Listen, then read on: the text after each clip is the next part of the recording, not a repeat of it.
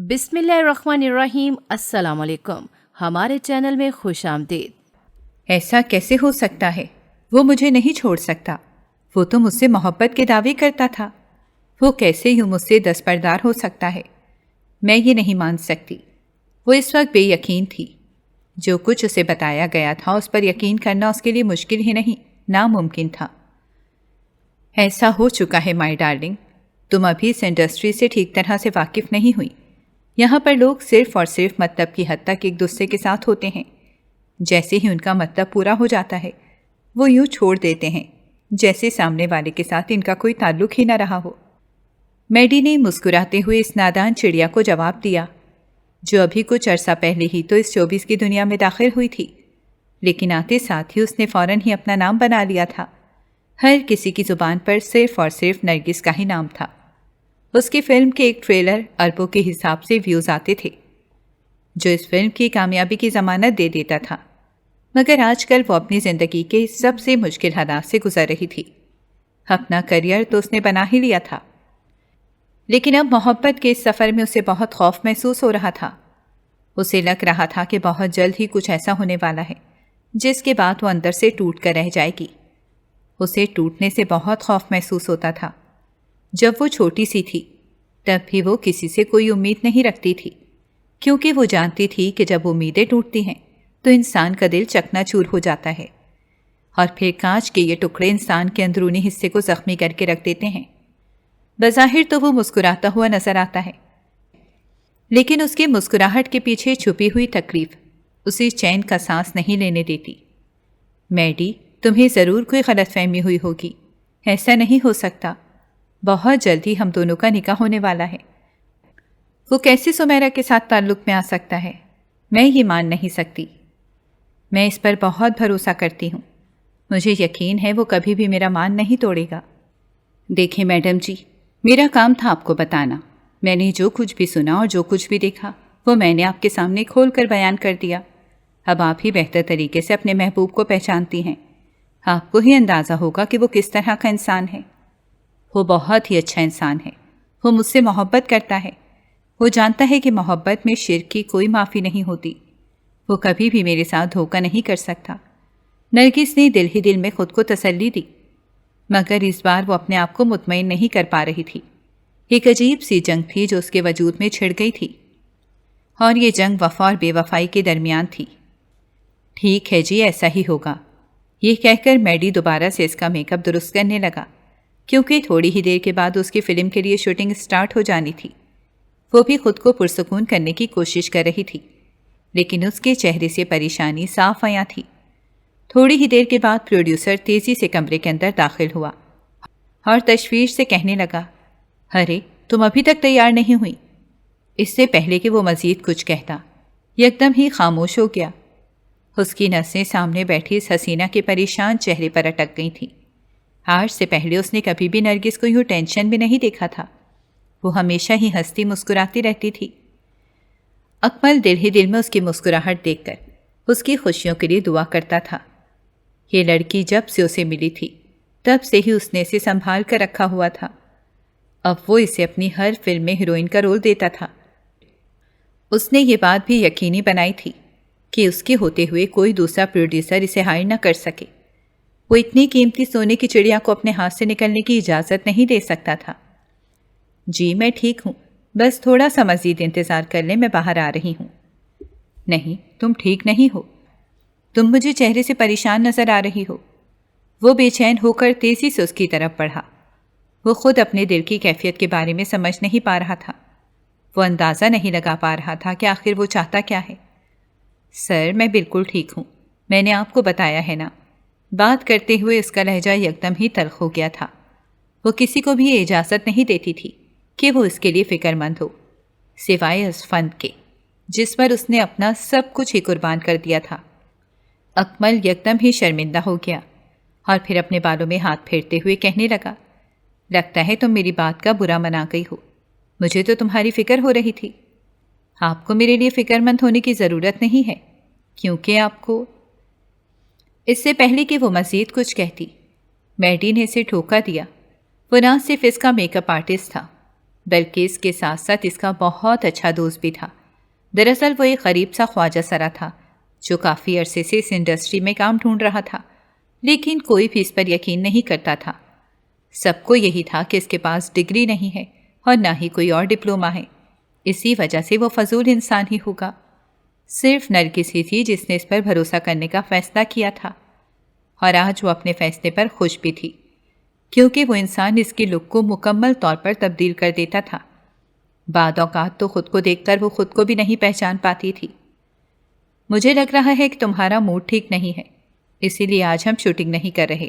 جب تمہاری صحت ٹھیک ہو جائے تب تم مجھے بتا دینا، مجھے کوئی مسئلہ نہیں ہے۔ یہ کہہ کر وہ چھوٹے چھوٹے قدم اٹھاتا ہوا کمرے سے باہر نکل گیا۔ میڈی کی آنکھوں میں چمک آ گئی۔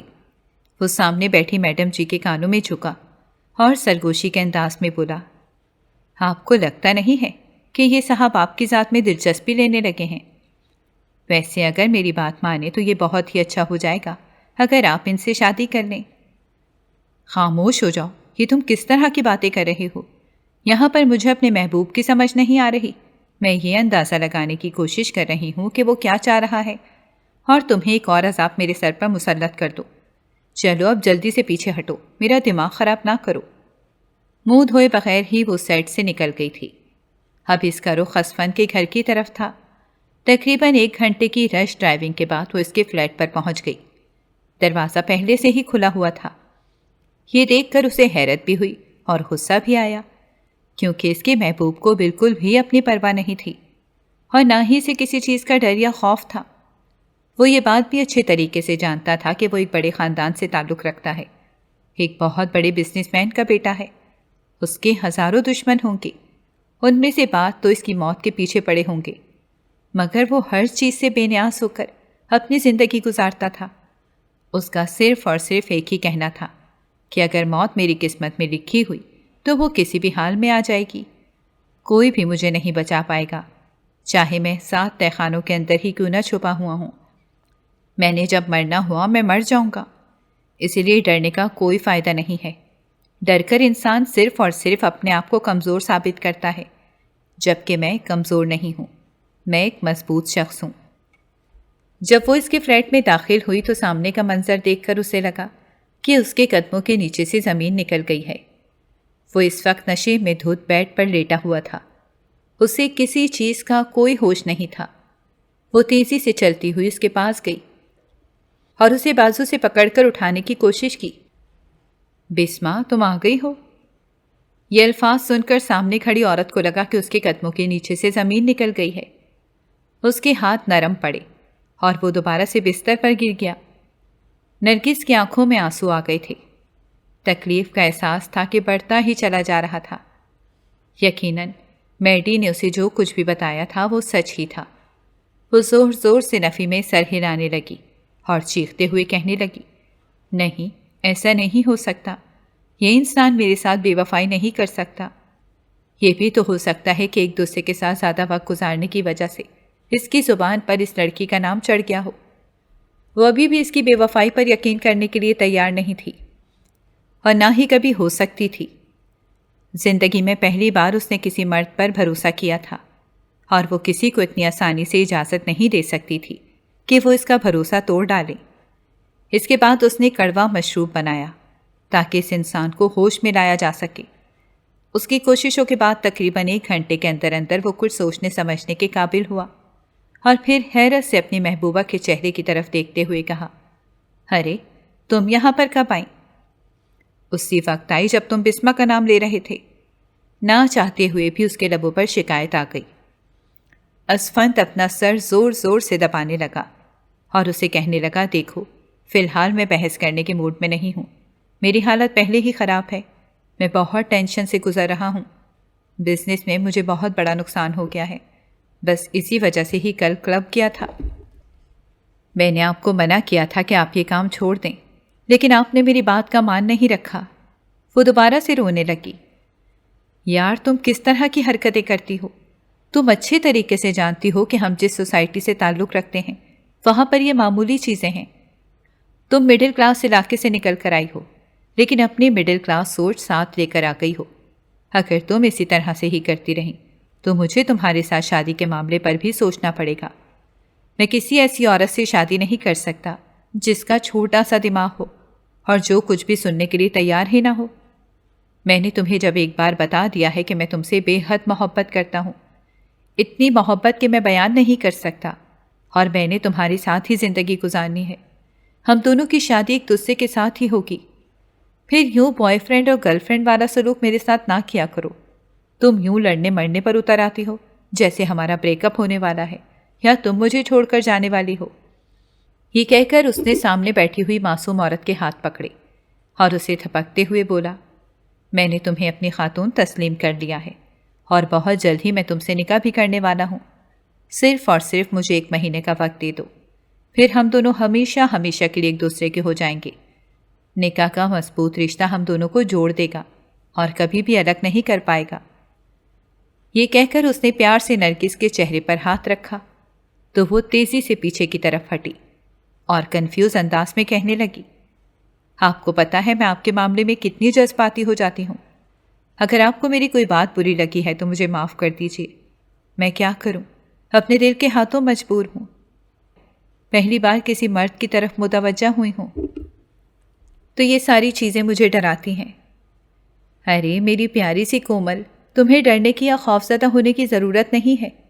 میں نے تمہیں اپنی گارنٹی دے دی ہے اور میں اپنی بات سے کبھی بھی نہیں مکروں گا۔ یہ کہہ کر وہ مسکرانے لگا۔ نرگس بھی مسکراتی۔ دوبارہ سے اس نے اپنے آپ کو جھوٹی تسلی دے دی تھی، حالانکہ اس کی چھٹی حس اسے بار بار کچھ غلط ہونے کا اشارہ دے رہی تھی۔ اسفن نے دوبارہ سے اس کے قریب جانے کی کوشش کی تو وہ تیزی سے پیچھے کی طرف ہٹی اور اس کی آنکھوں میں دیکھتے ہوئے بولی، جب تک تم مجھ سے نکاح نہیں کر لیتے تب تک میں تمہیں اپنے قریب آنے کی اجازت نہیں دے سکتی۔ یہ میں نے تمہیں اسی ہی دن بتا دیا تھا۔ جب تم نے مجھ سے محبت کا اظہار کیا تھا۔ اسفن نے اپنی آنکھیں غصے کے مارے بند کر لیں اور اپنی مٹھیاں بھینچتے ہوئے بہت ہی مشکل سے بولا، ٹھیک ہے، میں سمجھ گیا۔ یہ کہہ کر وہ وہاں پر رکا نہیں تھا بلکہ تیزی سے واش روم چلا گیا تھا تاکہ فریش ہو سکے۔ نرگس بھی وہاں پر زیادہ دیر کے لیے نہیں رکی کیونکہ جانتی تھی کہ اس کا ارادہ دوبارہ سے تبدیل ہو جائے گا اور وہ مرد کے سامنے ضد نہیں کر سکتی تھی اور نہ ہی اس کی انا سے کھیل سکتی تھی۔ اسی لیے بہتر یہی تھا کہ وہ خاموشی سے اس وقت اپنی جگہ پر واپس چلی جائے۔ اس نے ایسا ہی کیا۔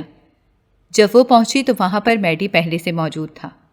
اسے دیکھ کر وہ پرجوش ہو گیا اور کہنے لگا، یار آج میں نے تمہارا ٹائم ٹیبل چیک کیا ہے، تمہاری کہیں بھی کوئی میٹنگ نہیں ہے اور کوئی شوٹنگ بھی نہیں ہے۔ چلو تم مجھے اپنے ماضی کے بارے میں بتاؤ، تم کیسے اس جگہ تک پہنچی اور کیسے تمہاری اسفن سے بات چیت شروع ہوئی۔ مجھے شروع سے لے کر اینڈ تک ساری کہانی سناؤ، میں بہت زیادہ پرجوش ہوں۔ کافی عرصے سے تم سے اس بارے میں پوچھ رہا تھا لیکن تم ہر بار ہی مجھے ٹال جاتی تھیں اور ٹائم نہ ہونے کا بہانہ کرتی تھیں۔ آج تو تمہارے پاس یہ بہانہ بھی نہیں ہے۔ دوست کی بات سن کر وہ مسکرا دی اور بولی، ہاں ٹھیک ہے، میں تمہیں بتاتی ہوں۔ ویسے بھی آج میرا موڈ تھوڑا سا خوشگوار۔ اور اس کی کیا وجہ ہے؟ کیا تم مجھے پہلے وہ بتانا پسند کرو گے؟ اسفند 1 مہینے کے بعد مجھ سے شادی کر رہا ہے، اس نے خوشی سے چہکتے ہوئے کہا۔ میڈی یکدم ہی خاموش ہو گیا۔ وہ سنجیدگی سے اپنے دوست کے چہرے کی طرف دیکھ رہا تھا۔ جب وہ بولا تو اس کی آواز میں دکھ تھا۔ کہنے لگا کہ وہ انسان تمہارے قابل نہیں ہے۔ آج نہیں تو کل وہ تمہیں ضرور تکلیف پہنچائے گا۔ نہ جانے کیوں مجھے ایسا محسوس ہوتا ہے۔ میری خواہش ہے کہ تم اسی انسان سے دستبردار ہو جاؤ اور کسی ایسے انسان کی زندگی میں شامل ہو جاؤ جو تم سے محبت کرتا ہو، تمہیں عزت دیتا ہو، تمہیں اہمیت دیتا ہو اور تمہیں احساس دلاتا ہو کہ تم اس کی زندگی میں سب سے اہم ہو۔ یار میڈی، اس طرح کی باتیں کر کے میرا موڈ خراب نہ کرو۔ اگر تم نے میری کہانی سننی ہے تو چلو آؤ میرے ساتھ بیٹھ جاؤ، اگر نہیں سننی تو مجھے بتا دو، میں کمرے میں جا کر سو جاتی ہوں۔ میں ویسے بھی بہت تھکی ہوئی ہوں، 1 ہفتے سے میری نیند پوری نہیں ہوئی۔ اس نے اپنے سر کو مسلتے ہوئے کہا۔ ارے نہیں یار، میرا مقصد تمہارا موڈ خراب کرنا نہیں تھا، میں تو صرف اور صرف تمہیں سمجھا رہا تھا۔ لیکن اب مجھے اندازہ ہو رہا ہے کہ تم محبت کی بازی کھیل چکی ہو اور اب اس کھیل میں بہت آگے بھی نکل آئی ہو۔ واپسی کا تمہارے پاس کوئی راستہ نہیں ہے۔ میری دل سے تمہارے لیے یہی دعا نکلتی ہے کہ تم کبھی بھی نہ ٹوٹ سکو اور نہ ہی کبھی کوئی تمہیں بکھیر سکے۔ تمہاری آنکھیں ہمیشہ ہی محبت کی چمک سے چمکتی رہیں اور تمہاری زندگی خوشیوں سے بھری رہے۔ آمین یار آمین۔ کبھی کبھار میں سوچتی ہوں کہ اگر تم میرے پاس نہ ہوتے تو پتہ نہیں کیسے میں زندگی میں اکیلے گزارا کرتی۔ اپنے گھر والوں کو تو میں بہت پیچھے چھوڑ کر آ گئی ہوں، وہ تو مجھے اب قبول کرنے کے لیے تیار ہی نہیں ہے۔ اب میرے پاس صرف اور صرف تم ہی بچے ہو کہ جس کے سامنے میں اپنے خیالات کھل کر بیان کر سکتی ہوں۔ میں ہمیشہ ہی تمہارے پاس ہی موجود رہوں گا، یہ میرا تمہارے ساتھ وعدہ ہے۔ لیکن میں اس فن والا وعدہ نہیں کر رہا، میں تم سے سچا وعدہ کر رہا ہوں۔ یہ کہہ کر وہ کھلکھلا کر ہنسنے لگا۔ وہ بھی کھل کر مسکرا دی۔ جانتی تھی کہ اس کی اسفند کے ساتھ دشمنی ہے اور وہ ہمیشہ ہی اس کے محبوب کی برائیاں ہی کرتا رہے گا، مگر اب وہ اس چھوٹی سی بات کی وجہ سے اپنے دوست کو نہیں کھو سکتی تھی۔ میں چھوٹی سی تھی جب اسکول میں ڈراموں پر ایکٹنگ کیا کرتی تھی۔ مجھے بچپن سے ہی بہت شوق تھا کہ میں بڑی ہو کر ایک ایکٹریس بنوں۔ جب گھر میں ایک بار اماں سے اس بارے میں بات کی تو ابا نے سن لیا۔ میرے ابا مولوی تھے اور بہت ہی نیک تھے۔ دین کے معاملے میں وہ کسی بھی قسم کی کوتاہی برداشت نہیں کرتے تھے اور نہ ہی ہم سے یہ توقع کرتے تھے کہ ہم کبھی دین کے خلاف نہیں آئیں۔ انہوں نے اس دن میری بات سنی اور مجھے بہت مارا، اتنا مارا کہ میری ناک سے خون نکل آیا تھا۔ میں نے اسی وقت ہی دل میں خود سے وعدہ کیا تھا کہ چاہے کچھ بھی ہو جائے اب تو میں اس فیلڈ میں ہی جاؤں گی اور اپنا نام بناؤں گی۔ بچپن سے لے کر جوانی تک ابا ہمیشہ ہی ہماری خواہشات کو کچلتے ہوئے آئے تھے۔ جس چیز کی بھی تمنا کرتے تھے تو وہ اسے حرام قرار دیتے تھے، کوئی بھی بات ہماری نہیں مانتے تھے۔ میں اس ماحول میں گھٹن محسوس کرتی تھی، میں بہت تنگ آ چکی تھی۔ میں نے اماں کو صاف صاف کہہ دیا تھا کہ اگر آپ لوگ اسی طرح سے کرتے رہے تو ایک دن میں اس سب سے بغاوت پر اتر آؤں گی اور کسی کا بھی لحاظ نہیں کروں گی اور خاموشی سے یہ گھر چھوڑ کر ہمیشہ ہمیشہ کے لیے چلی جاؤں گی۔ میری باتیں سن کر اماں بہت پریشان ہو جاتی اور میرے سامنے ہاتھ جوڑتے ہوئے کہتی، خدا کے لیے کبھی بھی اس طرح کا ظلم مت کرنا، نہ تو تم دنیا کی رہو گی اور نہ ہی ہمارے پاس آخرت باقی بچے گی۔ تم ایسی زندگی کے پیچھے بھاگ رہی ہو، تم ایک ایسی زندگی کے پیچھے بھاگ رہی ہو جہاں پر صرف اور صرف ذلت ہی شامل ہے۔ یہ جو ہنستے مسکراتے چہرے تمہیں نظر آتے ہیں، تم کیا جانو کہ ان کی زندگی میں کتنی پریشانیاں ہیں۔ ہر وقت تو انہیں اپنی عزت کا ہی خوف لگا رہتا ہے۔ یہ فلم انڈسٹری جو باہر سے اتنی چمکتی ہوئی دکھائی دیتی ہے، یہ اندر سے اتنی تاریک ہے کہ اگر تمہیں اندازہ ہو جائے تو تم مر جانا پسند کرو، لیکن کبھی بھی اس جہنم میں داخل ہونا پسند نہ کرو۔ میں اماں کی باتوں کو مذاق میں اڑا دیتی تھی اور سوچتی تھی کہ وہ یہ ساری چیزیں صرف اس وجہ سے بیان کرتی ہیں کیونکہ وہ مجھے فلم انڈسٹری سے بدزن کرنا چاہتی ہیں۔ خیر، میں نے بھی اپنا دماغ بنا لیا تھا۔ جب میں نے کالج میں لڑ کر داخلہ لیا تو وہاں پر میری ملاقات ایک لڑکی سے ہوئی جسے ماڈلنگ کرنے کا بہت شوق تھا اور وہ اس طرح کے چھوٹے چھوٹے کانٹریکٹ سائن کرتی بھی رہتی تھی۔ جب اس نے میرے کانفیڈنس کو دیکھا تو مجھے بولا، کیوں نہ تم بھی میرے ساتھ آڈیشن دینے کے لیے چلو، ہو سکتا ہے کہ تم بھی سلیکٹ ہو جاؤ۔ اس وقت میری عمر صرف اور صرف 18 سال تھی۔ میں بہت زیادہ پرجوش ہو گئی، یوں لگ رہا تھا جیسے میں اپنی منزل کے قریب پہنچ چکی ہوں۔ حالانکہ وہ کوئی بہت بڑا کانٹریکٹ نہیں تھا، ایک چھوٹی سی شوٹنگ ہی کروانی تھی، مگر میرے لیے وہ بہت خاص تھا۔ آج سے پہلے اسکول میں ڈرامے کے علاوہ میں نے اور کوئی ڈرامہ نہیں کیا تھا۔ جب میں اس کے سیٹ پر پہنچی تو مجھے پتا چلا کہ ماڈلنگ کے ساتھ ساتھ یہاں پر ایکٹنگ کے بھی آڈیشن ہو رہے ہیں۔ اس دن میری قسمت اچھی تھی، میں نے اپنی دوست کو وہیں پر چھوڑا اور خود اس سیٹ کی طرف بڑھ گئی۔ جب میں نے انہیں ایکٹنگ کر کے دکھائی تو وہاں پر بیٹھے ہوئے شخص کا منہ حیرت سے کھلا کا کھلا رہ گیا۔ وہ بے یقینی سے میرے چہرے کی طرف دیکھنے لگا اور مجھے کہنے لگا کہ تمہاری عمر کی لڑکی اتنی اچھی ایکٹنگ کر ہی نہیں سکتی، تم میں تو یہ قدرتی خوبی موجود ہے، تم جیسے ٹیلنٹ کی ہمیں ایک لمبے عرصے سے تلاش تھی، کیا تم ہمارے ساتھ کام کرنا پسند کرو گی؟ جب اس نے مجھ سے یہ بات کی تو وہاں پر بیٹھے ہوئے باقی لوگ بھی حیران رہ گئے کیونکہ کسی کو یقین ہی نہیں آ رہا تھا کہ وہ مجھے پہلی ہی کوشش میں سلیکٹ کر لیں گے۔ میں تو ویسے بھی وہاں پر صرف اور صرف شغل میلے کے لیے گئی تھی۔ مجھے اندازہ نہیں تھا کہ قسمت مجھ پر یوں مہربان ہو جائے گی۔ اس کی باتیں سن کر میں انہیں زور و شور سے ہاں میں سر ہلا دیا، مگر میں نے اس سے تھوڑا سا وقت مانگا تھا۔ اس بارے میں اپنی دوست سے بات کرنا چاہتی تھی۔ شام کے وقت میں اس کے گھر چلی گئی۔ جب میں نے اسے اس بارے میں بتایا تو وہ بہت زیادہ بے چین ہو گئی۔ صاف ظاہر ہو رہا تھا کہ وہ مجھ سے جل گئی ہے۔ فوراً سے کہنے لگی کہ یہ سارا کام ٹھیک نہیں ہے، یہ حرام کام ہے، بہتر ہے تم انکار کر دو۔ مجھے غصہ آ گیا۔ میں نے اسے کہا کہ تم ماڈلنگ کر سکتی ہو، اس میں حرام بات نہیں ہے، لیکن اگر میں ایکٹنگ کرنا شروع کر دوں تو تمہیں یہ سب کچھ ٹھیک نہیں لگ رہا۔ میں تو اب یہ کانٹریکٹ ضرور سائن کروں گی۔ وہ ایک چھوٹا سا رول تھا جو کہ ڈرامے میں مجھے ملا تھا۔ میں مین کیریکٹر نہیں تھی، مگر فی الحال میرے لیے اتنا ہی کافی تھا کہ مجھے ایک چھوٹا سا کردار مل گیا ہے۔ وہ ایک سٹیج ڈرامہ تھا۔ میں نے پہلی بار کام کیا اور مجھے بہت خوشی محسوس ہو رہی تھی اپنے اوپر۔ جب میں لوگوں کی نظروں کی تپش محسوس کرتی تھی تو میرا دل خوشی سے جھومنے لگتا تھا۔ ایک لمبے عرصے سے میں اسی دعوت کی ہی تو منتظر تھی۔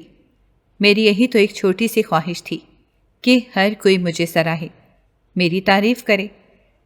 ابا کو فی الحال اس بارے میں پتہ نہیں تھا، چونکہ ہم لوگوں کے گھر میں ٹی وی بھی نہیں تھا اور وہ اس دنیا سے بہت دور تھے۔ ان کا کام مسجد سے گھر تک اور گھر سے مسجد تک تھا۔ میں نے کالج جانا بھی کم کر دیا تھا۔ اب میں وہاں جانے کے بجائے شوٹنگ کے لیے نکل جاتی تھی۔ پرنسپل صاحبہ نے مجھے دھمکی دے دی تھی کہ اگر ایسے ہی چلتا رہا تو وہ مجھے کالج سے باہر نکال دیں گی۔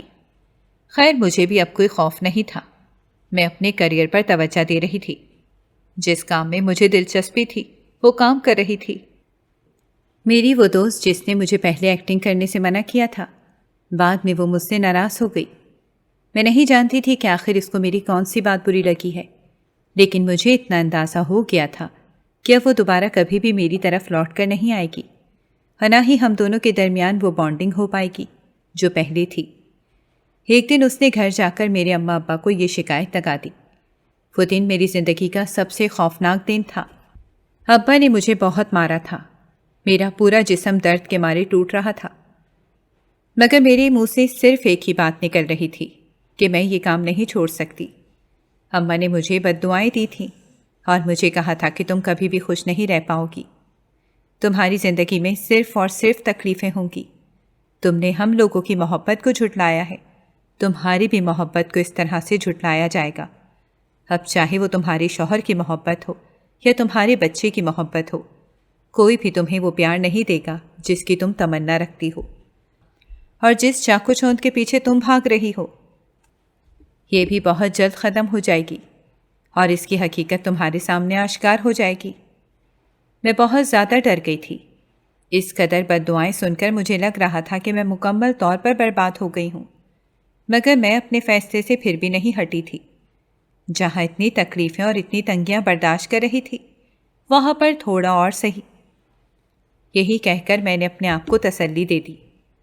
اس رات خاموشی سے میں گھر چھوڑ کر ہمیشہ ہمیشہ کے لیے نکل گئی۔ میرے کچھ جاننے والے میں سے ایک ایسی عورت بھی موجود تھی جو بہت ہی اچھی تھی۔ وہ مجھے اپنا سمجھتی تھی۔ اس نے مجھے کہا تھا کہ جب بھی مجھے اس کی ضرورت ہو تو میں اس کے پاس جا سکتی ہوں۔ میری عمر 20 سال ہو چکی تھی اور میری ایکٹنگ اسکلز بھی کافی حد تک بہتر ہو گئی تھیں۔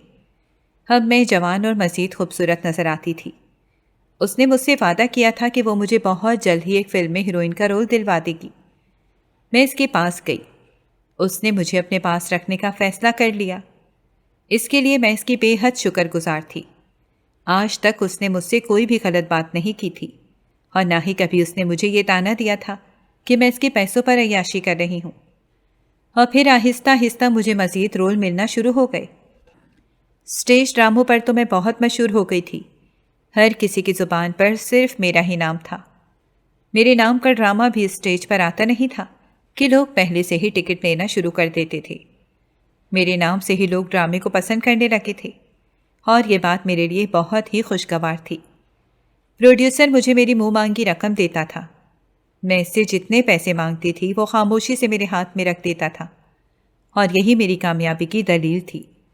دوبارہ سے میں نے اپنے گھر جانے کی کوشش کی تو مجھے پتا چلا کہ وہ لوگ یہاں سے شفٹ ہو کر کسی اور جگہ پر چلے گئے ہیں۔ میرے بابا کا بھی انتقال ہو گیا تھا۔ دراصل وہ یہ صدمہ برداشت نہیں کر پائے تھے۔ وہ دن میری زندگی کا سب سے تکلیف دہ دن تھا۔ اس دن میں بہت روتی رہی تھی۔ اور پھر چند ہی دنوں بعد میری ملاقات اسفند سے ہو گئی۔ یہ بھی میرے چاہنے والوں میں سے ایک شخص تھا۔ یہ بہت بڑا بزنس مین تھا۔ مجھے پہلے اس کے بارے میں زیادہ اندازہ نہیں تھا، لیکن جب یہ میری ذات میں دلچسپی لینے لگا، جب میں آفس سے باہر نکلتی تھی تو وہ پہلے ہی سامنے موجود ہوتا تھا۔ میں جہاں پر بھی جاتی تھی تو وہ وہاں پر پایا جاتا تھا۔ صاف ظاہر ہو رہا تھا کہ یہ میری ذات میں دلچسپی لینے لگا ہے۔ اور پھر ایک دن آ کر اس نے میرے سامنے محبت کا اعتراف کر دیا۔ مجھے یقین نہیں آ رہا تھا، کیونکہ اپنے ساتھ کام کرنے والیوں کے منہ سے میں نے سنا تھا کہ کبھی بھی کسی فلم انڈسٹری کے اسٹار سے ایک شریف انسان شادی نہیں کرتا، اور یہ جو بڑے بڑے بزنس مین ہوتے ہیں یا جو بڑے بڑے اداکار ہوتے ہیں، ان کا کام صرف اور صرف خوبصورت لڑکیوں کو استعمال کرنا ہوتا ہے۔ یہ کبھی بھی انہیں اپنے گھر کی زینت نہیں بنا سکتے۔ جب میں اس طرح کی باتیں سنتی تھی تو میرا دل خون کے آنسو روتا تھا۔ میری اماں کی بد دعا کسی حد تک تو قبول ہو ہی گئی تھی۔ انہوں نے مجھے کہا تھا کہ تمہارے پاس دنیا کی ہر آسائش ہوگی، لیکن تمہارے پاس سچی محبت اور سکون نہیں ہوگا۔ تمہیں کوئی بھی پیار کرنے والا نہیں ہوگا۔ اور یہ بات سچ بھی تھی۔ میں واقعی تھوڑے عرصے میں بہت مشہور ہو گئی، لیکن ایک رات میں نے سکون سے نہیں گزاری، اور ایک لمحہ بھی میرا چین سے نہیں گزرا۔ ہر وقت ہی مجھے اپنے بہن بھائیوں کی اور ماں باپ کی یاد ستاتی رہتی ہے۔ مجھے ڈر ہے کہ کہیں ایسا نہ ہو اسفند مجھے دھوکہ دے دے۔ اگر اس نے ایسا کیا تو میں جیتے جی مر جاؤں گی۔ یہ کہہ کر وہ پھوٹ پھوٹ کر رونے لگی۔ میڈی، جو کہ بہت غور سے اس کی کہانی سن رہا تھا، اس نے تیزی سے نرگس کے کندھے پر ہاتھ رکھا اور اسے تسلی دیتے ہوئے بولا، فکر مت کرو، ایسا کچھ بھی نہیں ہوگا۔ تم گھر جا کر ایک بار اپنی ماں سے معافی مانگ لو، ہو سکتا ہے وہ تمہیں معاف کر دے۔ اور جہاں تک ان کا ایڈریس نکلوانے کا سوال ہے تو تم فکر مت کرو، میں تمہیں ساری ڈیٹیل دے کر دے دوں گا۔ تو تم صرف اور صرف ان کے پاس جانا ہے اور ان کے قدموں میں گر کر ان سے معافی مانگنی ہے۔ نرگس نے مسکراتے ہوئے اس کے چہرے کی طرف دیکھا اور بولی، میں کبھی کبھار یہ سمجھ نہیں پاتی کہ تمہارا شکریہ کیسے ادا کروں۔ تم واقعی بہت اچھے انسان ہو۔ میں تمہارا یہ احسان کبھی بھی نہیں بھول پاؤں گی۔ تھوڑے ہی دنوں کے بعد اسے اپنے گھر کا ایڈریس مل گیا اور وہ وہاں چلی بھی گئی، لیکن اس کی ماں نے اسے دیکھتے ہی چہرہ پھیر لیا تھا اور روتے ہوئے کہا تھا، تم نے ہم لوگوں کی زندگی برباد کر دی۔ اب تم یہاں پر کون سا چہرہ لے کر آئی ہو؟ اگر تمہیں یہ لگتا ہے کہ ہم تمہیں قبول کر لیں گے تو تمہاری یہ غلط فہمی ہے۔ میری ماں کی بات سن کر وہ تیزی سے بولی کہ میں نے صرف اور صرف اپنی خواہشات پوری کی ہیں۔ ہر چیز کی قیمت ادا کرنی پڑتی ہے۔ تمہاری خواہشات کی قیمت یہی ہے۔ اب تمہارا ہم لوگوں سے کوئی تعلق، کوئی واسطہ نہیں رہا۔ تم نے اپنے مستقبل کو چنا اور اپنے خوابوں کو ترجیح دی، اور اب انہی کو جا کر پورا کرو۔ وہ تقریباً 2 گھنٹے تک اپنی ماں کے قدموں میں بیٹھی رہی، ان کی منتیں کرتی رہی۔ پھر ایک لمحہ ایسا آیا کہ ان کا دل بھی موم پڑ گیا۔ اپنی بیٹی سے وہ کب تک نظر چرا سکتی تھیں؟ انہوں نے اپنے سینے سے اسے لگایا اور اسے معاف کر دیا۔ اپنے بہن بھائیوں سے مل کر وہ بہت خوش ہوئی تھی۔ ان کے لیے اس نے بہت سارے تحائف لیے تھے۔ ماں کے لیے اس نے بہت قیمتی جوڑے لیے تھے۔ رات کے وقت وہ اپنی ماں کے قدموں میں جا کر بیٹھی اور ان کے پاؤں دبانے لگی۔ آمنہ بیگم نے تیزی سے اپنے پاؤں پیچھے ہٹائے اور اسے ڈانٹتے ہوئے بولی، ارے یہ کیا کر رہی ہو؟ نرگس کی آنکھوں سے تیزی سے آنسو بہہ رہے تھے۔ اس کی ماں نے اس کی آنکھوں میں پریشانی محسوس کر لی تھی۔ وہ اٹھ بیٹھی اور اس کا ہاتھ پکڑتے ہوئے کہنے لگی، کیا ہوا ہے؟ کیا کوئی پریشانی ہے؟ اس نے روتے ہوئے زور و شور سے ہاں میں سر ہلا دیا اور ماں کے گلے لگ گئی۔ ایک انسان سے مجھے محبت ہو گئی ہے، مگر وہ انسان مجھے مشکوک لگ رہا ہے۔ وہ میری محبت کا صلہ محبت سے نہیں دے رہا۔ کیا تم نے اس کے ساتھ کوئی ناجائز تعلق بنایا ہے؟ اس کی ماں کے دل میں جو بات تھی انہوں نے سب سے پہلے وہ پوچھی۔ اس نے تیزی سے نفی میں سر ہلایا۔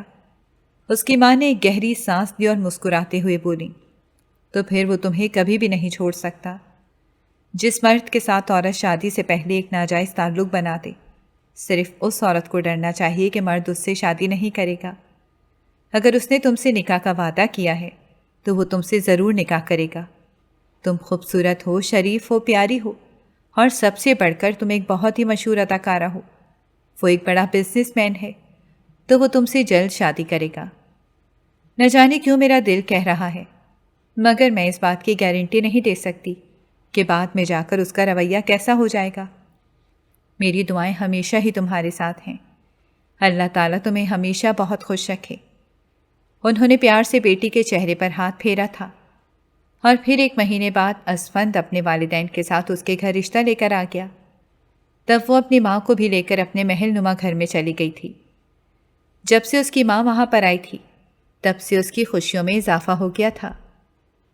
میڈی بھی ان کے ساتھ ہی رہتا تھا، وہ بھی بہت خوش تھا۔ اسے بھی ایک خاندان مل گیا تھا، سب کچھ ہی اچھے سے جا رہا تھا۔ شادی کرنے کے بعد وہ اسفند کی زندگی میں شامل ہو گئی۔ وہ خود کو دنیا کی خوش قسمت ترین لڑکی تصور کر رہی تھی، لیکن اس کی خوش فہمی زیادہ عرصے تک برقرار نہیں رہ سکی تھی، کیونکہ اسے اندازہ ہوا تھا کہ اسفند اس کے علاوہ بھی اور بہت سی عورتوں میں دلچسپی لیتا ہے، اور یہ بات کوئی معمولی بات نہیں تھی۔ وہ جب بھی اس کے ساتھ کسی پارٹی میں جاتی تھی تو وہ اس کے علاوہ وہاں پر موجود سب لڑکیوں کو ہی تاڑتا تھا۔ جب وہ اس سے اس بات کی شکایت کرتی تھی تو وہ مذاق میں ٹال جاتا تھا اور ہنستے ہوئے اسے بتاتا کہ تمہارے ہوتے ہوئے میں کسی اور کی طرف دیکھ نہیں سکتا، مگر تمہاری یہ جو شک کرنے کی عادت ہے، اس وجہ سے نہ صرف تم اپنا نقصان کرو گی بلکہ میرا بھی کام تمام کروا دو گی۔ وہ اس کی تمام باتوں کو مذاق میں اڑا دیتا تھا۔ آج تک اس نے اپنی بیوی کی کسی بات کو بھی سیریس نہیں لیا تھا۔ وہ ہر بار ہی مکر جاتا تھا۔ یہ بات سچ بھی تھی کہ وہ دوسری عورتوں کی ذات میں دلچسپی لینے لگا تھا۔ اسے شروع سے ہی اس سے صرف اور صرف اس کے حسن کی وجہ سے غرض تھی۔ اب چونکہ وہ اس کا حسن دیکھنے کے قابل ہو گیا تھا، اب وہ اسے یوں نظر انداز کر رہا تھا جیسے اس کی زندگی میں نرگس کی کوئی اہمیت ہی نہیں ہے۔ ان دنوں بسمہ نامی ایک اداکارہ بہت زیادہ مشہور ہو گئی تھی۔ اپنے حسن کی وجہ سے اس نے بہت جلد ہی سب کے دلوں پر بھی راج کر لیا تھا، مگر حقیقت کے بارے میں نرگس ہی جانتی تھی۔ اسے پتا تھا کہ اس کی ایکٹنگ بہت ہی بری ہے۔ اسے صرف اور صرف اس وجہ سے کام دیا جا رہا ہے کیونکہ اسفند اس کی مدد کر رہا تھا۔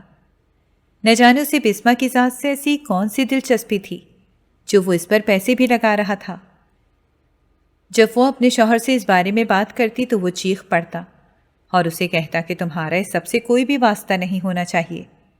میں نے آج تک کبھی بھی تمہاری زندگی میں دخل اندازی نہیں کی۔ تم کہاں جاتی ہو، کس سے ملتی ہو، کیا کرتی ہو، میں نے آج تک کسی بھی چیز پر نظر نہیں رکھی، تو تمہیں بھی کوئی حق نہیں ہے کہ میرے معاملات میں دخل اندازی کرو۔ وہ ہر روز ہی اس کا دل دکھاتا تھا۔ بعد اوقات تو وہ تڑپ تڑپ کر روتی تھی، ہر بعد اوقات مکمل طور پر خاموش ہو جاتی تھی۔ اس کی زندگی اسفند کے سامنے ہی تھی، اور وہ یہ بات آنکھیں بند کر کے کہہ سکتا تھا کہ اس دنیا میں کچھ بھی ہو سکتا ہے، لیکن نرگس اسے دھوکہ نہیں دے سکتی۔ وہ اس عورت کی وفا سے بہت اچھے طریقے سے واقف تھا۔ محبت میں بے وفائی کو اسے کوئی غم نہیں تھا، اسی وجہ سے وہ آرام سے اپنی زندگی بسر کر رہا تھا۔ وہ یہ سوچتا تھا کہ وہ جو جی چاہے کر سکتا ہے، کوئی بھی اسے روکنے والا نہیں ہے، اور نہ ہی کسی کو اس نے یہ اجازت دی تھی کہ وہ اسے روک سکے۔ اس کی شادی کو 4 سال گزر چکے تھے۔ اب وہ ڈپریشن میں رہنے لگی تھی۔ اکثر یہ شوٹنگ کے دوران وہ نہ جانے کن سوچوں میں گم ہو جاتی تھی۔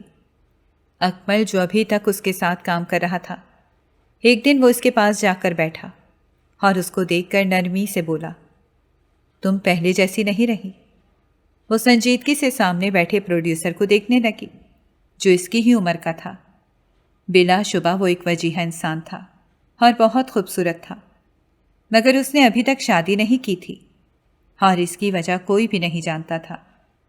وقت پہلے جیسا نہیں رہا تھا، پھر میں کیسے پہلے جیسی رہ سکتی تھی؟ اس نے پھیکے سے انداز میں مسکراتے ہوئے جواب دیا، مجھے لگ رہا ہے کہ تم اپنی شادی سے خوش نہیں ہو۔ کافی دنوں سے اکمل کے دل میں جو بات مچل رہی تھی وہ اس نے کہہ ڈالی۔ ایسا کچھ بھی نہیں ہے، میں اپنی شادی سے بہت خوش ہوں۔ میں اپنے شوہر سے محبت کرتی ہوں، وہ مجھ سے محبت کرتا ہے۔ ہم دونوں ایک دوسرے کا خیال رکھتے ہیں، ایک دوسرے کو سمجھتے ہیں۔ بات کرتے کرتے وہ دوبارہ سے کھو گئی۔ اس کی آنکھوں میں پانی آ گیا تھا۔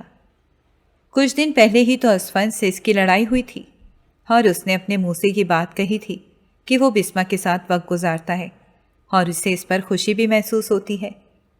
بعد میں وہ مکر گیا تھا اور کہنے لگا تھا کہ وہ سب کچھ میں نے غصے میں کہہ دیا تھا، مگر نرگس اسے پہچان گئی تھی۔ اگر تم کہو تو میں تمہاری زندگی کو خوشیوں سے بھر سکتا ہوں۔ پروڈیوسر کی بات سن کر اس نے سوالیہ نظروں سے اس کے چہرے کی طرف دیکھا۔ چند لمحوں کے لیے وہ گڑبڑا گیا۔ جب وہ بولا تو اس کی بات سن کر وہ اپنی جگہ پر اٹھ کھڑی ہوئی اور غصے سے کہنے لگی کہ آپ نے ایسا سوچ بھی کیسے لیا؟ میں شادی شدہ ہوں۔ میں جانتا ہوں کہ تم شادی شدہ ہو، لیکن مجھے اس بات کا بھی اندازہ ہے کہ تمہارا شوہر تمہیں دھوکہ دے رہا ہے۔ وہ تمہارے ساتھ مخلص نہیں ہے۔ تمہارے پاس ابھی بھی وقت ہے کہ تم اسے چھوڑ دو، ورنہ بعد میں تمہیں بہت سی تکالیف کا سامنا کرنا پڑے گا۔ مجھے ڈر ہے کہ تم ٹوٹ نہ جاؤ۔ تمہیں ٹوٹتے ہوئے میں نہیں دیکھ سکتا۔ تمہاری آنکھوں میں یہ پھیلے ہوئے آنسو میرے دل کو تکلیف پہنچاتے ہیں۔ وہ یکدم ہی بہت جذباتی ہو گیا تھا۔ اتنا عرصہ گزر گیا تھا مگر اب تک وہ اس عورت کو اپنے دل سے نہیں نکال پایا تھا۔ بس آپ کا دماغ خراب ہو گیا ہے، اس سے زیادہ آپ کو کچھ بھی نہیں ہوا۔ یہ کہہ کر وہ غصے سے وہاں سے چلی گئی۔ اس نے جو کانٹریکٹ سائن کیا ہوا تھا وہ بھی ختم کر دیا تھا۔ مزید اس انسان کے ساتھ وہ کوئی بھی کام نہیں کر سکتی تھی۔ اس نے اسفند سے اس بارے میں بات کی کہ وہ اسے کسی بڑی فلم میں کام دلوا دے، تو اس کے شوہر نے انکار کر دیا اور پھر کچھ ہی دنوں بعد اس نے بسمہ کو ایک بہت ہی بڑی فلم دلوا دی۔ یہ بات اس کے لیے بہت ہی تکلیف دہ تھی، مگر وہ صبر کرنے کے علاوہ کچھ بھی نہیں کر سکتی تھی۔ اس کی شادی کو 6 سال گزر گئے تھے۔ پچھلے 1 سال سے اس کے ساتھ اسفند کا رویہ حیرت انگیز طور پر اچھا ہو گیا تھا۔ اب وہ پہلے کی طرح اس سے لڑائی نہیں کرتا تھا اور نہ ہی وہ پارٹیز اور کلبز وغیرہ میں جاتا تھا۔ اب وہ زیادہ تر وقت اپنی بیوی کے ساتھ ہی گزارتا تھا۔ وہ نہیں جانتی تھی کہ یہ سب کچھ وہ صرف اس لیے کر رہا ہے تاکہ نرگس کا اعتماد حاصل کر سکے۔ ابھی بزنس میں اس نے دلچسپی کم کر دی تھی، جس کی وجہ سے وہ کافی حد تک ڈوب گیا تھا۔ اب اسے بزنس کو دوبارہ سے سیٹل کرنے کے لیے پیسے چاہیے تھے۔ وہ جانتا تھا کہ اتنی بڑی رقم صرف نرگس ہی سے دے سکتی ہے، اسی لیے اسے دوبارہ سے اس معصوم عورت کو اپنے شیشے میں اتارنا تھا۔ اس کی شادی کی سالگرہ تھی۔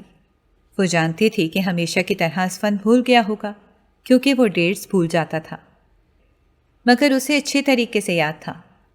وہ خوب تیار ہو کر ہوٹل کے کمرے میں بیٹھی اس کا انتظار کر رہی تھی۔ کافی دیر گزر گئی تو وہ نہ آیا۔ تھک کر وہ اٹھی اور گھر جانے کے لیے تیار ہو گئی۔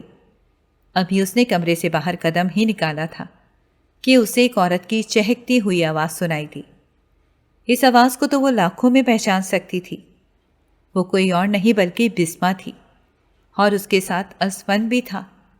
دونوں مسکراتے ہوئے ہوٹل کے کمرے کے اندر داخل ہو رہے تھے۔ دونوں ہی ایک دوسرے میں اتنا گم تھے کہ انہوں نے یہ سوچا ہی نہیں کوئی ان کے پیچھے کھڑا انہیں دیکھ رہا ہے۔ ان کی بدقسمتی یہ تھی کہ وہ دروازہ لاک کرنا ہی بھول گئے تھے۔ وہ 5 منٹ تک باہر کھڑی رہی اور خود پر قابو پاتی رہی۔ اب چونکہ وہ اپنے شوہر کو رنگے ہاتھوں پکڑ چکی تھی، اب تو شک کی کوئی گنجائش ہی نہیں بنتی تھی، اور نہ ہی وہ خود کو جھوٹی تسلیاں دے سکتی تھی۔